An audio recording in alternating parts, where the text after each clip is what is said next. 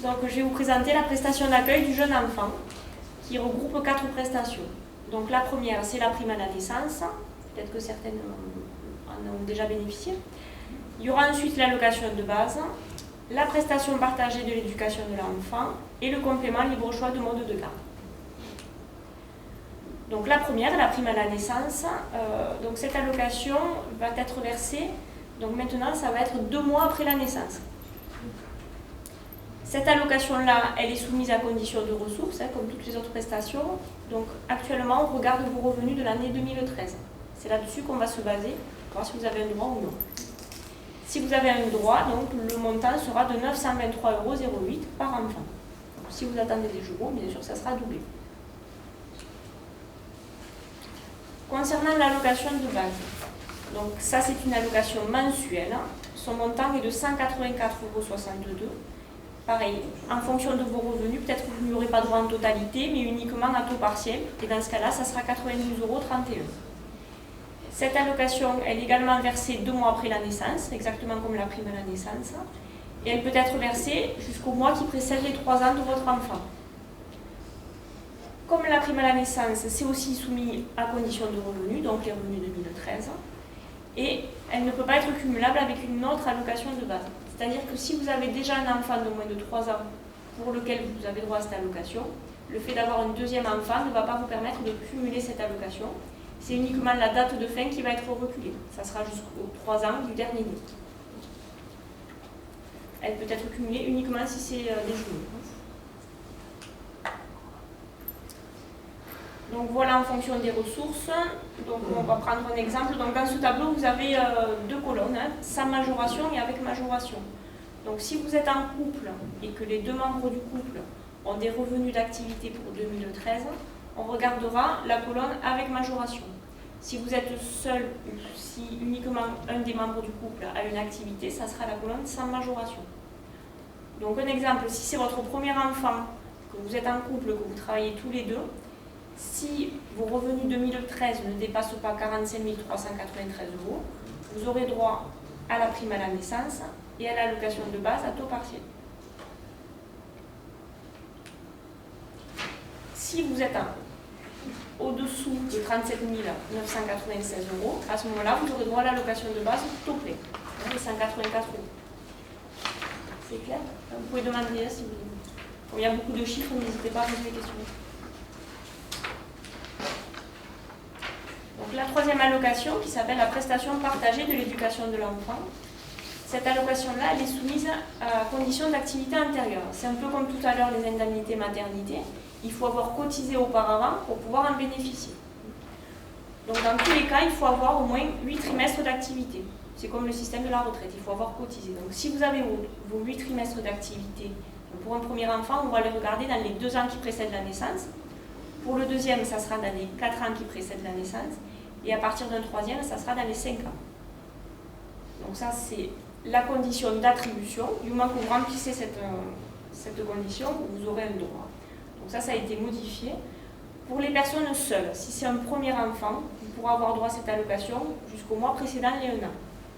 Si c'est un deuxième enfant, à ce moment-là, vous aurez droit jusqu'à ces 3 ans. Si vous êtes en couple, ce sera 6 mois par parent tant que l'enfant n'a pas 1 an. Et si vous êtes en couple et que vous avez au moins 2 enfants, ça sera 24 mois par parent tant que l'enfant n'a pas 3 ans. Donc ça, c'est les périodes sur lesquelles vous pouvez en bénéficier. Donc cette allocation-là, on peut vous la verser si vous arrêtez totalement de travailler, mais aussi si vous faites une activité à taux partiel. Donc, par rapport au montant, si vous arrêtez totalement de travailler, on vous versera 390,52 €. Donc ça, c'est des montants mensuels. Si vous faites un mi-temps, ce sera 252,46 €. Et si vous faites entre 50 et 80% d'activité, ça sera 145,63 €. Alors, il faut savoir que si vous bénéficiez du complément d'activité à taux plein, c'est-à-dire si vous n'avez pas du tout d'activité, ça va permettre de neutraliser vos revenus. C'est-à-dire que pour toutes les autres prestations, notamment l'allocation logement, ça peut peut-être vous ouvrir un droit, puisqu'on ne tiendra plus compte de vos revenus. Donc c'est vrai qu'il y a cette allocation, mais ça peut vous permettre d'avoir droit également à d'autres prestations. Ça, vous pouvez vous le faire calculer. Et la dernière des allocations, c'est le complément libre choix de mode de garde.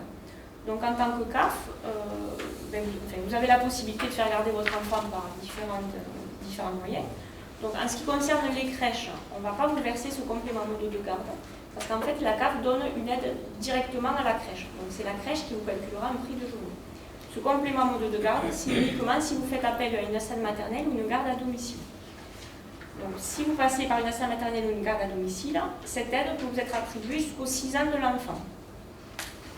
Par rapport au remboursement, donc quand vous employez quelqu'un, vous avez son salaire, mais normalement vous avez aussi des cotisations à payer. Donc, concernant son salaire, il y aura toujours 15% qui vont rester à votre charge. Et par rapport aux cotisations, si c'est une assistante maternelle, on prendra en charge 100% des cotisations, et si c'est une garde à domicile, on prendra en charge 50%. Donc, comme toutes les autres prestations, c'est soumis à condition de revenus, toujours les revenus 2013. Donc, en fonction de ces revenus-là, vous avez trois montants. Donc, on vous attribue ou un montant maximum, ou un montant médian, ou un montant minimum. Ensuite, le montant va dépendre aussi de l'âge de votre enfant. Donc, c'est-à-dire que si vous avez droit au montant maximum et que vous avez un enfant de moins de 3 ans, on peut vous rembourser jusqu'à 460,93 €. Ça, c'est le montant qu'on peut vous donner. C'est-à-dire que si vous embauchez une assistante maternelle, son salaire vous revient à 1 000 €, effectivement, on pourra vous rembourser jusqu'à 460,93 €. Si vous ne dépensez que 100 €, on vous donnera 85% des dépenses, 85 €. C'est toujours en fonction de ce que vous allez déclarer. Il faut savoir aussi que ces montants-là, ils peuvent être augmentés de 10% si vous avez besoin de faire garder vos enfants dans des horaires spécifiques, c'est-à-dire des heures de nuit, les jours fériés, les week-ends. Voilà, comme je le disais, il y a toujours 15% qui restent à votre charge. Voilà, donc là, je vais laisser la parole à mes collègues du rang. Expliquer un peu. Nous sommes là en fait pour vous accompagner pour les différents types de modes de garde qui existent sur le territoire. Donc nous allons faire passer la liste en fait, des relais sur l'ordre, comme ça vous pouvez nous contacter pour plus d'informations si vous voulez. Donc ensuite, nous sommes des professionnels de la petite enfance, donc nous sommes là pour vous accueillir, pour vous informer sur les modes de garde, sur les renseignements divers pour faire des contrats, pour embaucher une assistante maternelle, des choses comme ça. Vous orienter un petit peu sur les partenaires extérieurs pour vos droits, etc. Et ensuite, nous organisons aussi, nous travaillons avec les assistantes maternelles pour un but de les professionnaliser. Et nous organisons des ateliers d'éveil avec les enfants qu'elles gardent, donc plusieurs fois par semaine.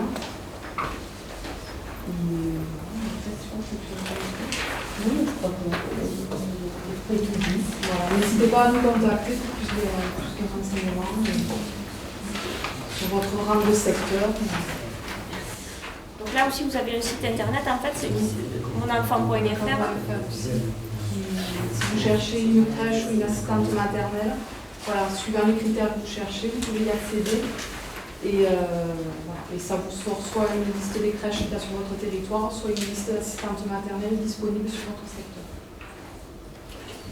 Ça peut vous permettre aussi de faire des simulations, notamment par rapport aux aides ou par rapport au prix. Alors, concernant la CAF aussi, vous avez la possibilité d'avoir une aide à domicile, donc ça va dépendre de différents critères. Lors d'une première grossesse, donc en cas de grossesse, à compter du 5e mois, si c'est une première grossesse ou grossesse dans un foyer avec un enfant de moins de 12 ans, c'est soumis à condition de ressources. Également en cas de naissance ou d'adoption, lors d'une première naissance, toujours avoir un enfant de moins de 12 ans et sous condition de ressources. Donc là, vous avez les coordonnées de deux associations d'aide à domicile. Voilà, il faut savoir aussi qu'il y a un accompagnement social qui vous est mis à disposition. Donc si vous rencontrez des difficultés dans votre organisation, si vous avez besoin d'aide dans l'organisation de gestion budgétaire, dans la connaissance des services qui peuvent vous aider, ou dans les démarches administratives, donc vous pouvez prendre contact avec une intervenante sociale, au numéro CAF 0810 25 11 10, ou également sur notre site internet, CAF.fr.